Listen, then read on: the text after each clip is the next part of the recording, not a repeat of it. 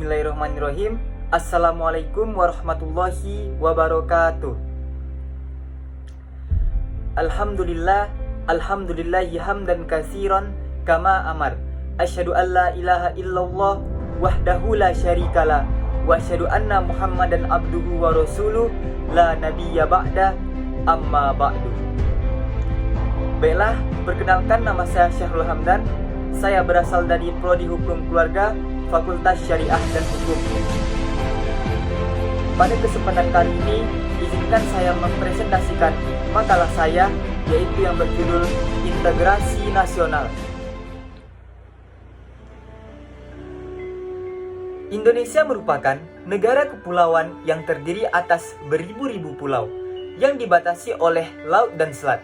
Sebagai sebuah negara kepulauan yang terdiri dari berbagai etnis dan budaya, Indonesia menghadapi berbagai kemungkinan adanya perpecahan yang dapat menjadi ancaman, tantangan, hambatan, dan gangguan terhadap kesatuan bangsa.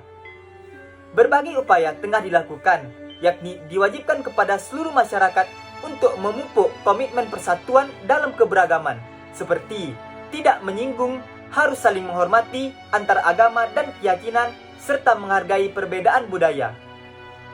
Upaya-upaya tersebut bisa disebut dengan integrasi nasional. Dari situ timbullah sebuah pertanyaan, apa itu integrasi nasional? Integrasi nasional terdiri dari istilah integrasi dan nasional. Integrasi berasal dari bahasa Inggris, yaitu integration, yang berarti kesempurnaan dan keseluruhan. Integrasi memiliki dua pengertian, yaitu A. Pengendalian terhadap konflik dan penyimpangan sosial dalam suatu sistem sosial tertentu, dan B. Membuat suatu keseluruhan dan menyatukan unsur-unsur tertentu. Dalam Kamus Besar Bahasa Indonesia, integrasi berarti pembaruan dan penyatuan sehingga menjadi kesatuan yang utuh dan bulat. Berintegrasi artinya berpadu atau bergabung menjadi satu kesatuan yang utuh. Secara antropologis, integrasi nasional berarti proses penyesuaian di antara unsur kebudayaan yang berbeda sehingga mencapai unsur keserasian dan kehidupan bermasyarakat. Jenis-jenis integrasi nasional. Integrasi nasional memiliki berbagai macam jenis. Di antaranya adalah yang pertama, integrasi bangsa, yang kedua, integrasi wilayah, yang ketiga, integrasi nilai, yang keempat, integrasi elit massa, yang kelima, integrasi tingkah laku atau perilaku integratif. Baiklah, pada kesempatan kali ini saya akan membahas secara terperinci. Yang pertama, integrasi bangsa. Integrasi bangsa adalah proses penyatuan berbagai kelompok budaya dan sosial dalam satu kesatuan wilayah dan dalam satu pembentukan identitas nasional. Ini dilakukan untuk membangun rasa kebangsaan dalam suatu wilayah. Contohnya, bangsa Indonesia terdiri dari berbagai macam suku, bahasa, kebudayaan, dan agama yang berbeda-beda, namun berintegrasi dalam suatu wilayah yang membentuk negara Indonesia. Untuk selanjutnya adalah yang kedua, integrasi wilayah.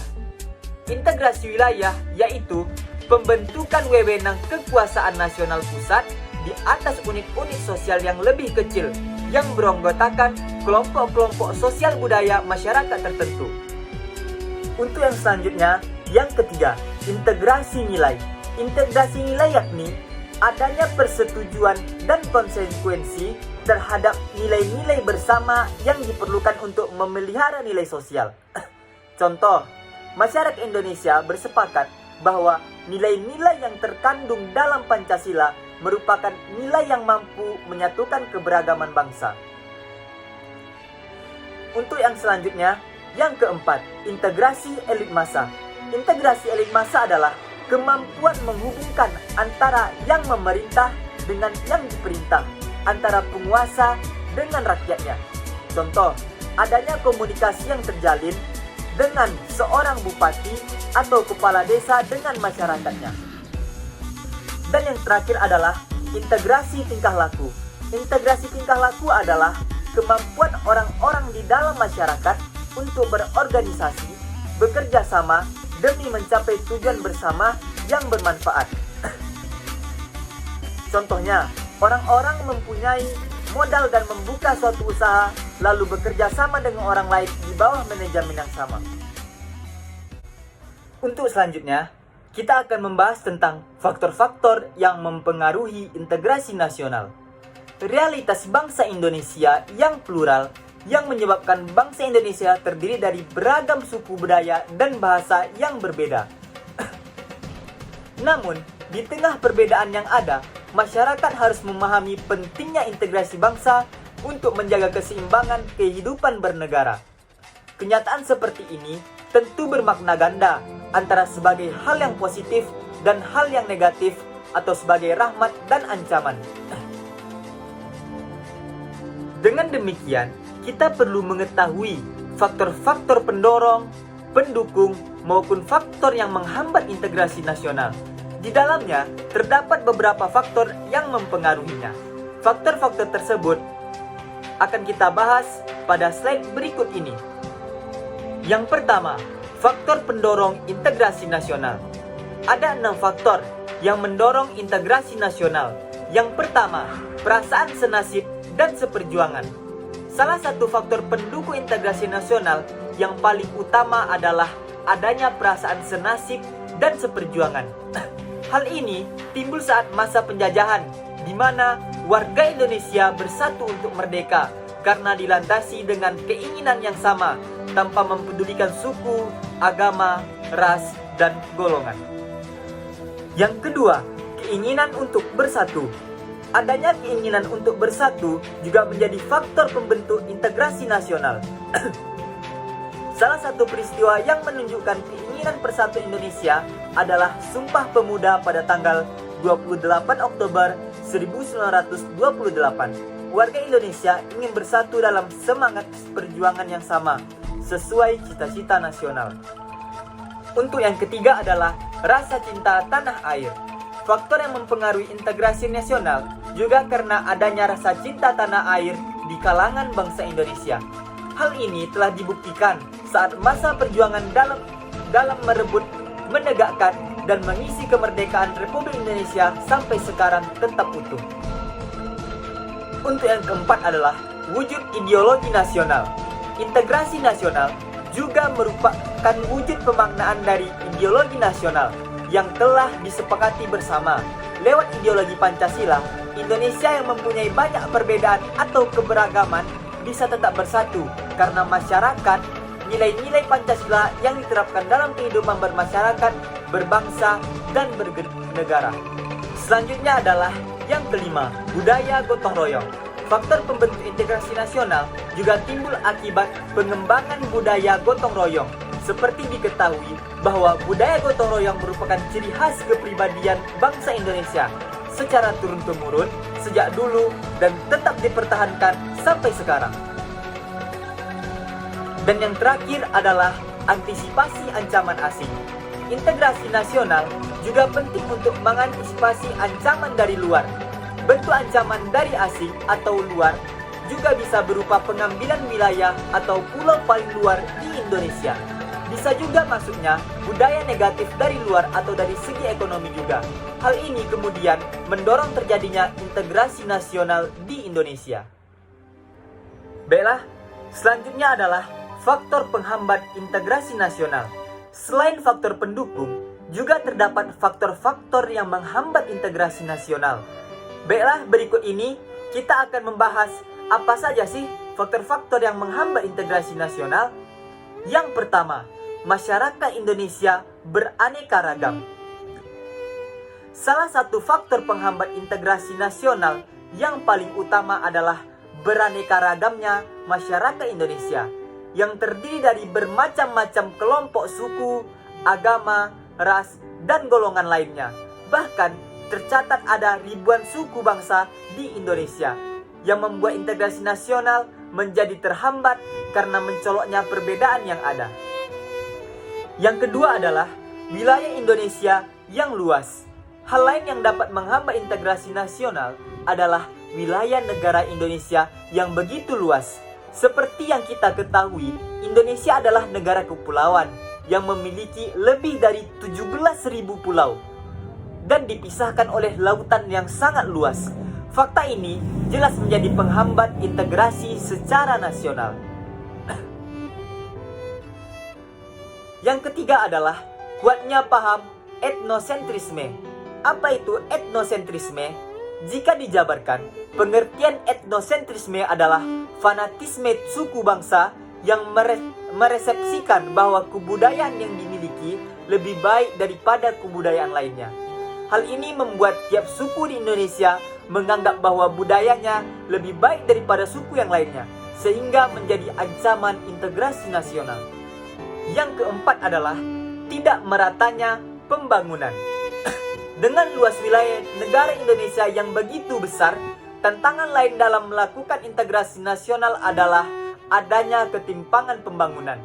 Daerah di Pulau Jawa dan Indonesia bagian barat cenderung lebih maju pembangunannya daripada wilayah timur, sehingga dapat menimbulkan rasa tidak puas sebagian pihak. Yang kelima adalah budaya asli mulai tergerus. Hal lain yang menghambat integrasi nasional adalah mulai tergerusnya budaya asli Indonesia. Lemahnya nilai-nilai budaya bangsa ini terjadi akibat kuatnya pengaruh budaya asing yang tidak sesuai dengan kepribadian bangsa, baik melewati kontak langsung maupun kontak tidak langsung. Baiklah, yang terakhir adalah faktor pendukung integrasi nasional. Pada kesempatan kali ini, saya akan menyampaikan beberapa faktor pendukung integrasi nasional. Yang pertama, penggunaan bahasa Indonesia. Yang kedua, semangat persatuan serta kesatuan di dalam bangsa, bahasa, dan tanah air Indonesia. Yang ketiga, adanya kepribadian dan pandangan hidup kebangsaan yang sama, yakni Pancasila. Yang keempat, adanya jiwa dan rasa semangat dalam bergotong royong, solidaritas, serta toleransi keagamaan yang kuat. Yang kelima adalah adanya rasa senasib dan sepenanggungan yang diakibatkan oleh penderitaan semasa penjajahan. Untuk yang selanjutnya adalah pentingnya integrasi nasional bagi bangsa Indonesia. Integrasi nasional penting untuk diwujudkan dalam kehidupan masyarakat Indonesia, dikarenakan Indonesia merupakan negara yang masih berkembang atau dapat dikatakan negara yang masih mencari jati diri. Selain itu, integrasi nasional sangat penting untuk diwujudkan karena integrasi nasional merupakan suatu cara yang dapat menyatukan berbagai macam perbedaan yang ada di Indonesia. Indonesia sangat dikenal dengan keanekaragaman suku, budaya, dan agama. Oleh sebab itu, adanya pengaruh globalisasi yang masuk ke Indonesia membuat masyarakat Indonesia lebih memilih untuk suatu yang tren, walaupun hal tersebut membuat upaya integrasi tidak terwujud. Masyarakat Indonesia belum sadar akan pengaruh globalisasi yang ternyata tidak baik bagi masyarakat Indonesia. Selain pengaruh globalisasi, masyarakat Indonesia bertindak atas wewenang sendiri maupun sekelompok, sehingga konflik terjadi di mana-mana, seperti pertengkaran antar suku, pembakaran tempat-tempat ibadah, dan lain sebagainya. Konflik tersebutlah yang membuat integrasi nasional susah untuk diwujudkan. Baiklah, selanjutnya kita akan membahas tentang contoh wujud integrasi nasional. Yang pertama, pembangunan Taman Mini Indonesia Indah di Jakarta oleh pemerintah Republik Indonesia yang diresmikan pada tahun 1976 di Kompleks Taman Mini Indonesia Indah. Terdapat anjungan dari semua provinsi di Indonesia, yang mana pada waktu itu terdapat 27 provinsi. Setiap anjungan menampilkan rumah adat beserta aneka macam hasil budaya di provinsi itu. Misalnya, adat, tarian daerah, alat musik khas daerah, dan lain sebagainya. Untuk yang kedua adalah sikap toleransi antar umat beragama. Walaupun agama kita berbeda dengan teman, tetangga, atau saudara, kita harus saling menghormati dan menghargainya. Dan yang terakhir adalah sikap menghargai dan merasa ikut memiliki kebudayaan daerah lain. Bahkan mau mempelajari budaya daerah lainnya. Misalnya masyarakat Jawa atau Sumatera belajar tarian kecak yang merupakan salah satu tarian adat Bali. Baiklah, untuk memahami dan mengingat kembali apa yang saya sampaikan tadi, marilah kita ambil kesimpulannya. Integrasi berasal dari bahasa Inggris, yaitu integration, yang berarti kesempurnaan atau keseluruhan. Integrasi nasional adalah usaha dan proses mempersatukan perbedaan-perbedaan yang ada pada suatu negara sehingga terciptanya keserasian dan keselarasan secara nasional.